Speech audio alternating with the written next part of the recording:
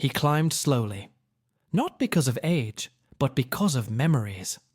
Every step in that gym seemed to echo the ghosts that Raymond Carter had buried decades ago. The crowd cheered, the screens flashed, the sound pulsed against the walls like a war drum. But all he wanted was to disappear into the shadows of the bleachers. Beside him, his 10-year-old granddaughter was jumping for joy. So light, so alive. Her faded Lakers jersey swung from her thin shoulders. The number 23 emblazoned on the back seemed to shine brighter than the spotlights. She held her grandfather's hand tightly, as if to say, "I'm here. Everything will be okay." Raymond tried to smile. He just tried. Because inside, it was a different war. A quieter one. He didn't like crowds. The noise triggered invisible triggers.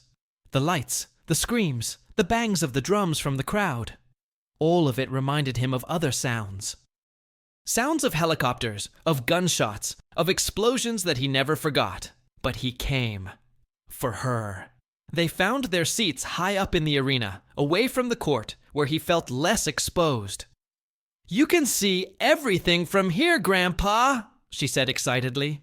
He nodded slightly. The still warm popcorn in her hands gave off a sweet childhood scent. To Raymond, that smell brought back another time. Another place. Maybe you've felt this before. Being in a beautiful moment, but fighting a battle inside. Pretending to be normal while your soul struggles not to fall.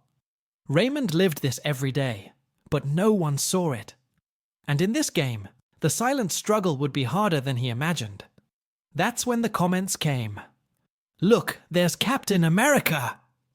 "Are we at a game or a senior parade?" The voices were young, confident, sharp as razors.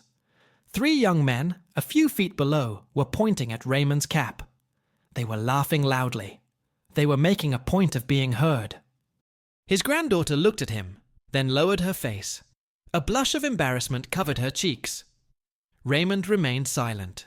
Always silent. Not for lack of courage, but for excess of scars. He stood up, as if his body could no longer stand being there. But then, she held his hand. "Please, Grandpa, stay. I want to watch this game with you." That was it. A sweet phrase in the midst of chaos. And he stayed. But something had changed. Raymond could no longer see the court. His eyes were far away, in a desert that no one there knew. The game continued, but inside him, another match was beginning. One that would bring face to face the past he hid with the present he never imagined living. And what he kept in that cap could change everything. Stay with me. What happens next may surprise you. Raymond sat down slowly, as if he were bending over not out of fatigue, but because of an invisible weight. The hard plastic seat didn't bother him as much as the eyes around him. Some looked askance, others pretended not to see, but the mockery still hung in the air like smoke that was hard to dispel. He didn't answer. He never answered. Those who have lost too much learn to swallow even what they should never accept. The laughter continued, even if it was disguised, even if it was low. And each one was a knife. A reminder that here, in this vibrant world of sports and celebration, he was just an old body taking up space. His granddaughter was picking at her popcorn without eating. She was quiet. The sparkle in her eyes had faded a little. And Raymond noticed. He noticed everything. But what he didn't know was that her dull gaze hurt more than any bullet he had ever faced on the battlefield. He looked ahead, but he couldn't see the court. He saw a helicopter descending into a hostile zone. He saw the despair of young soldiers. He saw dust, blood, and promises that were never fulfilled. And, in the background, he heard the lieutenant's voice again. "Carter, you hold on here. Not everyone will come back. But they will because of you." He held on. They came back. But since then, he's never been the same. His hand shook. Not with age, but with memory. He closed his eyes for a moment and felt the smell of burning metal, the heat of his vest against his skin, the muffled screams of distant explosions.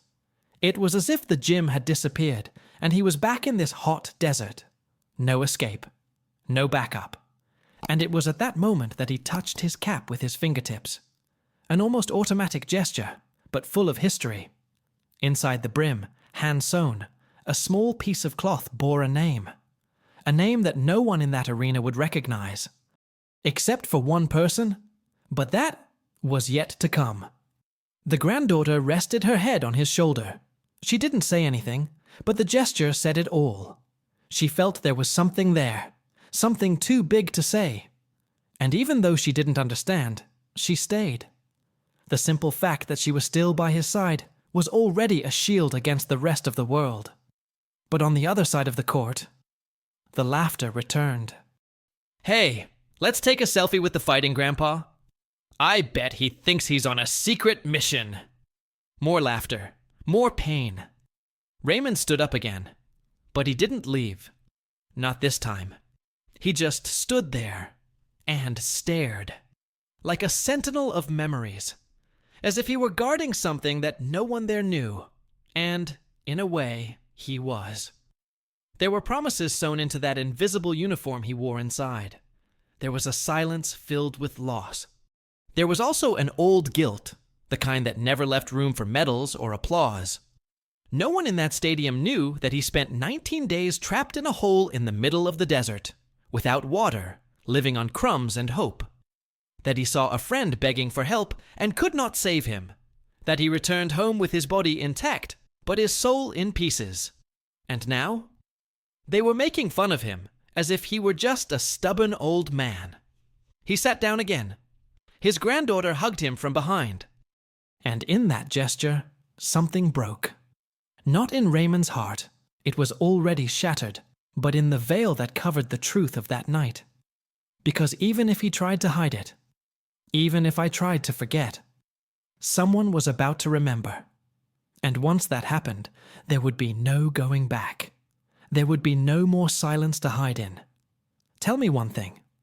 Have you ever seen someone belittled for something that should be a source of honor? I want knowing who feels this truth on their skin. There's more you still need to see. Raymond may have even lost the sparkle in his eyes, but there was a flame there, ready to be rekindled. And it all starts when someone realizes this.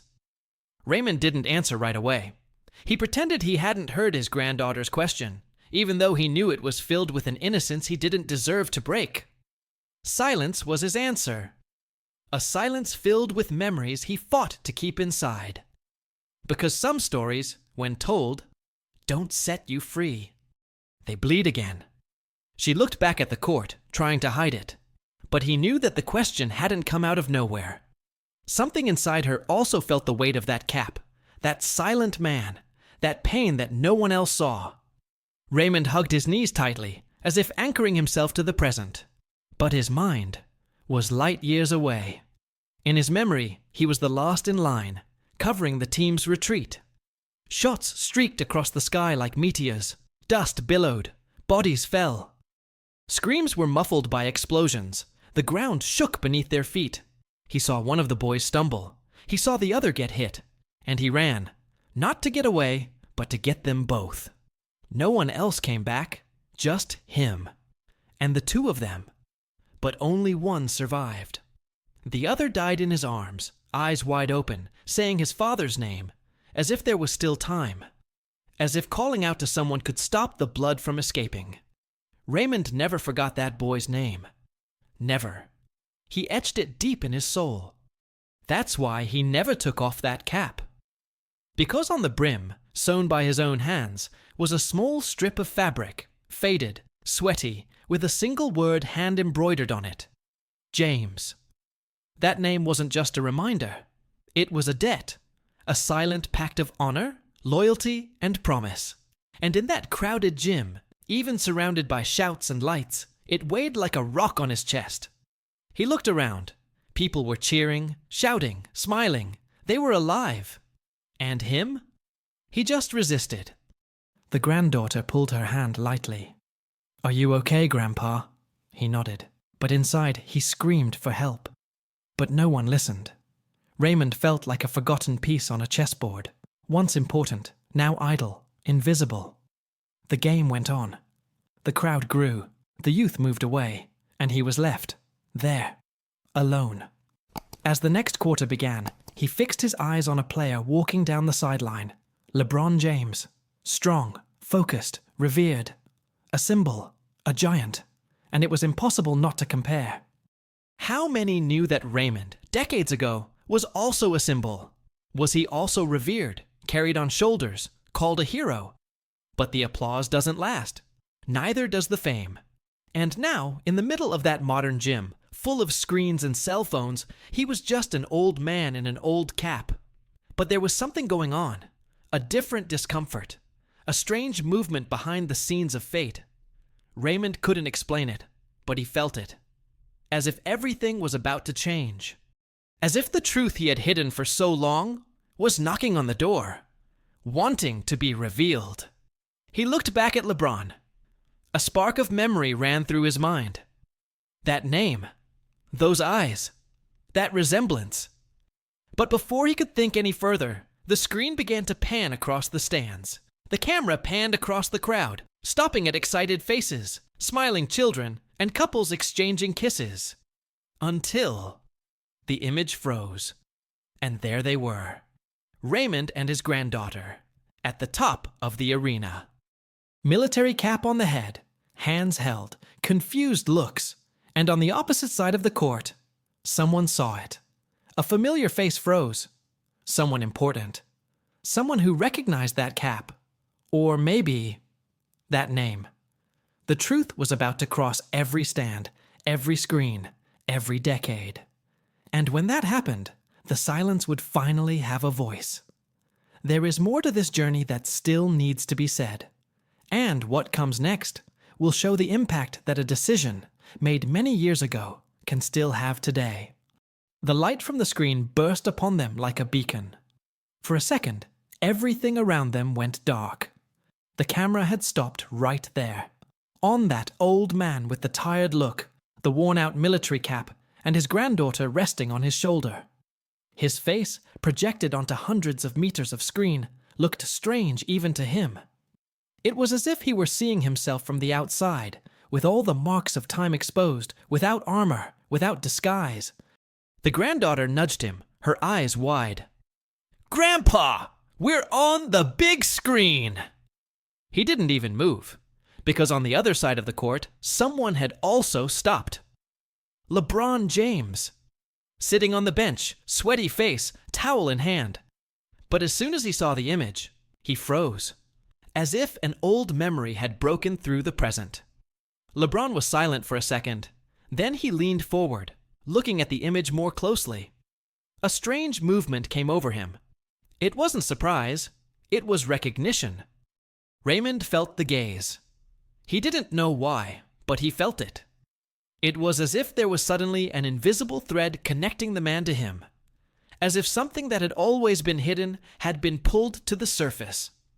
He reached for the brim of his cap, almost unconsciously.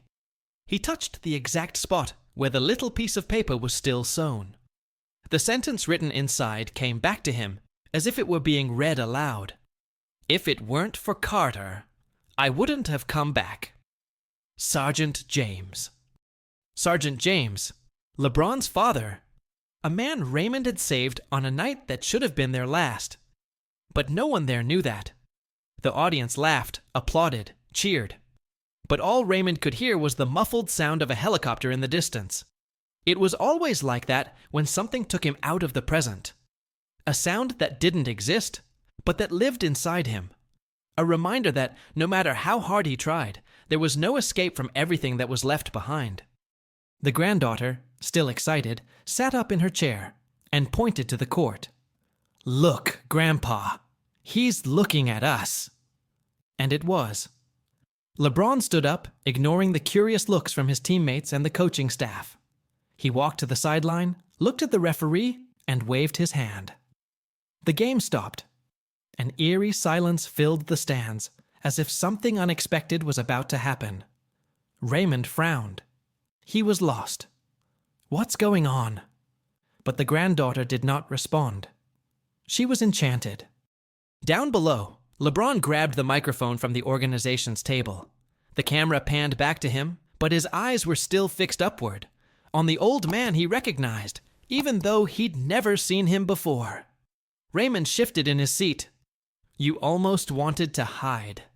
But it was too late, because LeBron took a deep breath and spoke.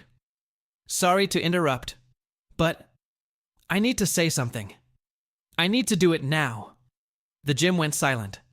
Raymond felt his legs tremble. Not because of age, but because of something deeper. This wasn't in the plans. He just wanted to watch a game with his granddaughter. He just wanted to have some time together.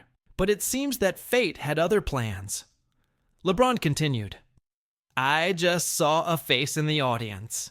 A face I've known since I was a kid. Not from pictures, but from stories. From my dad's voice. From the emotion in his eyes every time he said, Carter saved me. If it weren't for him, you wouldn't be here. Raymond froze. His granddaughter turned to him slowly, as if the world had just turned upside down. Grandfather. His heart was pounding. It was as if the gym had disappeared. LeBron pointed to the stands, to himself. His name is Raymond Carter. He saved my father during the war, and he never wanted recognition. He never showed up. But today I want the whole world to know who he is. Raymond's eyes filled, not by words, but because, for the first time in decades, someone had spoken his name out loud, and it wasn't meant to be a joke. It was to be honored. LeBron dropped the microphone and began climbing the steps to the stands, one by one, taking his time. The audience was on their feet. The crowd was filming. But Raymond could only see the man approaching. The son of his friend who had died in his arms. The son of the sergeant who had written that sentence, and who was now there in front of him. When LeBron arrived, he held out his hand. He didn't say anything else. He just looked him in the eye. Raymond stood up slowly. His knees felt weak, but his heart was steady. He shook the outstretched hand. And in that grip, everything passed. The pain, the silence, the years of forgetfulness, the sleepless nights, the nightmares, the shame. Everything. LeBron hugged him. Hard, long, and Raymond, who never cried in public, broke down. If this touched something in you, comment below. There are stories that don't fit on medals. And when the tribute begins, there will be truth that not even Raymond himself was ready to face. Raymond still had his hand suspended in the air, as if the hug with LeBron hadn't truly ended. The hug was over, but the impact of it still reverberated on his skin, on his chest, in the teary eyes of his granddaughter who now couldn't look away. He wanted to say something, but his throat simply wouldn't listen. He stood there, standing in the stands, while an entire arena watched in absolute silence. His breathing was heavy, not from physical exertion, but from the weight of what that moment represented. It was as if all the memories he had stifled for decades were suddenly asking to come out. And to come out right there, at that very moment, in front of thousands of strangers. LeBron came down the steps first. Then he turned and looked at him. He nodded. A silent invitation, a plea for courage. His granddaughter gently pulled his hand, as if she knew that gesture could break through a wall. Raymond took a deep breath. His knees felt weak, but there was something stronger holding his body up now. A different kind of energy, something he thought he had lost over the years. He descended the steps one by one, his steps slow but steady. As he descended, the crowd began to understand. This was no ordinary announcement. This was no empty call for applause. This was something rare, real. And one by one, the spectators stood up, not on impulse, but out of respect. People of all ages, strangers with teary eyes, stood with their cell phones pointed at him, but no one said a word. The silence turned to reverence. And that silence was the first response Raymond had received in his entire civilian life. When he arrived at the edge of the court, LeBron was waiting for him with his hand on his chest, emotional. The two stared at each other for a moment that seemed suspended in time. LeBron spoke quietly, almost just to himself. My father said your name every time he talked to me about honor. Raymond lowered his head. He swallowed his emotion with difficulty. His face was lined, but his gaze held something no one there expected. Freedom. For the first time, he seemed to breathe outside the war. His granddaughter came down with him, holding his hand as if she were leading him to a place that had always been his, but that he had never visited. The court. The center of the arena. The center of everything. A coach handed LeBron a microphone. He didn't read anything. He didn't improvise. He just told it. His name is Raymond Carter. He saved my father when no one else could. And he never asked for recognition. He never told anyone. My father died a few years ago, and one of the last things he said to me was, "If you ever meet this man, you stop what you're doing and say thank you." Raymond closed his eyes. He felt the world spin a little. The sound of the crowd was still muffled. But what touched him most was seeing his granddaughter looking at him as if she were seeing a new grandfather. Or maybe the real one. Little by little, the arena screen began to display old images. Digitized photographs, worn by time. Young people in uniforms, walking between canvas tents, helicopters hovering in the sky, flags stretched out on arid fields. And there, in the center of those photos, there he was, Raymond Carter. Much younger, with the same eyes, but still without the weight of what would come later. The arena applauded with a standing ovation, but for him, the sound was still distant. What made the most noise at that moment was the memory.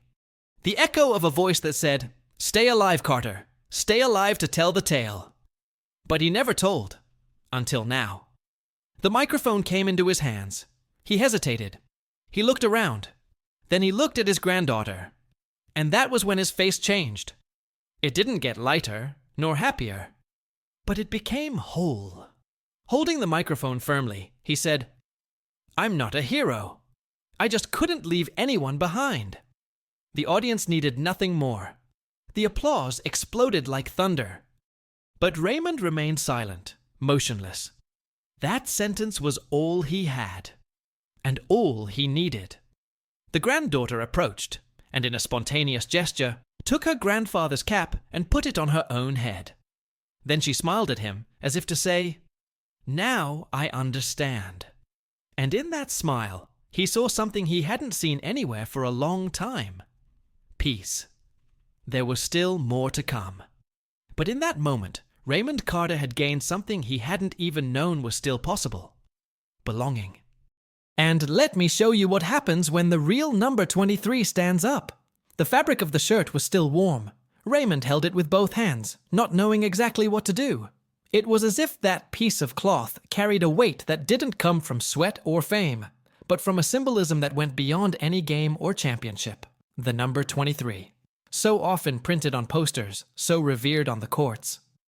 Now it was there, folded humbly in the hands of a man who just wanted to watch a game with his granddaughter. He clutched the fabric to his chest like a memory, not a gift. LeBron's sweat still marked the inside of it, and for some reason, that moved him more than the tribute itself.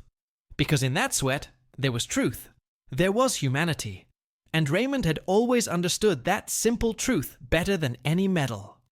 The granddaughter approached, hugging her grandfather's waist with both hands, as if she didn't want to let go. Her face was still covered in tears, but her smile was that of someone who had just discovered a new world. Grandpa. The whole world is watching this now. Raymond looked around. The cameras, the anonymous faces, the applauding hands. He blinked as if he were trying to wake up from a dream he never dared to dream. Because for so many years, he had learned to hide. To not bother, to be just another forgotten face in the queues, on the buses, in the markets. But now everyone was looking. Not at the cap, but at the man. That was when the screen projected a new image. An old faded photo that Raymond recognized in an instant. It was him, very young, kneeling on the ground, holding a wounded soldier in his arms. His face was still clean with youth, but his eyes already knew too much. The next image showed another moment. The evacuation. Helicopters taking off, and him, alone, running with a soldier on his shoulders. The crowd fell silent. The gymnasium became a memory capsule. Raymond bit his lip. It was all coming back. The dust on his face, the blood on his uniform, the weight of carrying someone you can't lose, and yet losing so many others. But no one there knew the most painful detail. The soldier in his arms, the one who survived, was James, the sergeant, LeBron's father. And Raymond held on to him until the very last minute. Even when everyone said it wasn't worth it. Even when shots were coming from all sides. He didn't let go. He stood there in the middle of the fire, with James's body in his arms, looking up at the sky and waiting for someone to hear the silent prayer of a soldier who hadn't prayed in years. Now, decades later, it was as if that prayer had been answered. In a way he never could have imagined. LeBron took the microphone again. But this time, there was no speech, just a gesture. He lifted Raymond's arm in front of the arena. Ladies and gentlemen, the real number 23. The applause was deafening. But Raymond, he could only think of one thing. What had James's life been like after the war? What kind of father had he been? Did he also cry at night? Did he also have nightmares? At that moment, the doubt was dispelled by the granddaughter's words. Grandpa. His son became the most respected man in the world. And now everyone knows who saved him. And then, without warning, the emotion overflowed. Raymond fell to his knees in the middle of the court, not out of weakness, but out of relief. For the first time, that burden he had been carrying in silence was laid to rest. No one came near. No one tried to lift him up, because everyone understood that this was not a fall. It was a liberation. The arena lights dimmed. A spotlight remained on him. And the screen, for the last time that night, projected a sentence. Heroes don't wear capes. Sometimes they just carry scars. If this phrase also touched you, write in the comments. Scars tell stories too. There is still something more that needs to be told. And what happened next, Raymond never forgot. The house was silent, as it always was after everyone went to bed. But tonight, the silence was different. It wasn't the same cold emptiness of other early mornings. It was a silence full of meaning, as if even the walls had heard what had happened in that arena. Raymond walked slowly down the hallway, barefoot, LeBron's jersey folded carefully in his arms, as if he were carrying something sacred. He stopped in front of his granddaughter's half-open bedroom door. The lamp was still on. She was sleeping with his cap next to her bed, like a child guarding a treasure. He smiled. A small smile, but a real one. Because after all, she hadn't just defended him with her heart. She had revealed him to the world. He lay down on his own bed without turning on any lights. He stared at the ceiling, feeling his chest warm with a peace he didn't remember having felt before. It was strange, almost uncomfortable to be at peace after so long. Like something was out of place, but in a good way. But it was the next morning that he understood the magnitude of what he had started. The first letter arrived early in the morning. A plain envelope with no formal return address and small handwritten letters. Inside was a note. Mr. Carter, my grandfather served with yours. He said you saved men with your bare arms. Today I told your story at school. Thank you for existing. Raymond held the paper for long minutes. He couldn't let go. His hands were shaking, but it wasn't cold. It was the kind of shaking that comes when the soul is touched by something it no longer expected. Other letters came. From veterans. From children. From teachers. From active duty military personnel. Some with just one sentence. Thanks. Others have complete stories of sons who returned from war and only understood their fathers after hearing about him. But one of them made him sit down. Not because of its weight, but because of the truth it carried. Mr. Carter, my name is Rachel. My father was one of the soldiers in your unit. He died telling me about the man who carried his best friend on his back for miles, who walked through an ambush without letting go. He said the name Carter was the definition of loyalty. Today, I finally saw his face." Raymond rested his forehead on his hands, and he wept, again, but not for pain, for deliverance, for justice. He kept each note as if he were archiving life, and in an impulse that not even he understood, he went to the old closet at the end of the hallway. The closet that he never opened. Inside, boxes. Some marked with dates, others with places no one in the family had ever known. He pulled out a small, dark wooden box, and inside it, a photo. He and James, smiling, sitting on a rock in the middle of the desert. Both of them still alive inside. On the back of the photo, a sentence written in pen. "If you forget about me, that's okay, but don't forget what we fought to protect." And he didn't forget. Not for a second. That same afternoon, the city council called. They invited Raymond to speak at a veterans ceremony. He declined. Twice. But on the third call, the voice on the other end said, "Mr. Carter, you've already spoken to thousands. Now, you just need to speak to the people who live next door to you." He accepted. On the day of the tribute, the square was full. Not with politicians or cameras, but with neighbors. Ordinary people. Children with posters. Young people with tears in their eyes. People who never knew that this quiet man, who passed by the newsstand every week, had carried an entire war on his back. On stage, they gave him a symbolic medal. But it was a child's speech that took away Raymond's last armor.